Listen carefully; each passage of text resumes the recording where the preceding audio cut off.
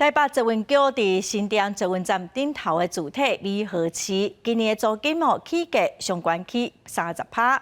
有厝卡嘛发现讲，新签约甲后签约的人租金无共款，实在是真离谱。也毋过台北捷运局是表示讲，新的租金的行情已经比附近的行情减少1/7咯，目前是无降价空间咯。 伫新店美和市租厝已经高档的黄县市真不满，因为今年厝煞咧租，毋但租金起价，而且逐间起侪起少，阁无共。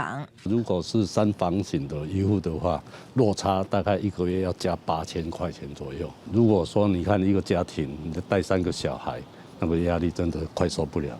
伊讲，伫去年9月签约煞咧租的住户，租金起无5%，但是今年1月开始签的，上侪下档差要30%。 明明同一个坪数，然后同一个楼层，但他们的因为换算的方式不一样，导致他们租金最高有涨到30几%的。那我们认为这是极度不公平的情况。原因就出伫新签约的住户，迄时台北捷运局请人估算的估价报告也未出来，是先按厝的物价指数来调整，但是后壁才签的这批，捷运局认为搁要参考报告甲市场的行情等等来调整。不过市议员表示，捷运局毋但无考虑到实际厝的状况，估价报告嘛过时啊，明显有疏失。 到底我们这个续租的程序要怎么样让它做得更完美？这个部分确实是我们需要检讨改进的地方。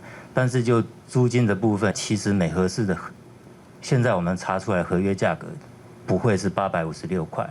捷运局强调，若甲其他的招租案相比，这2档公开招租，大平拢伫1000块以上。因今年这批起厝税了后，才800多块，已经比市价较低，无通好过落价空间。记者陈文曾准由台北采访报道。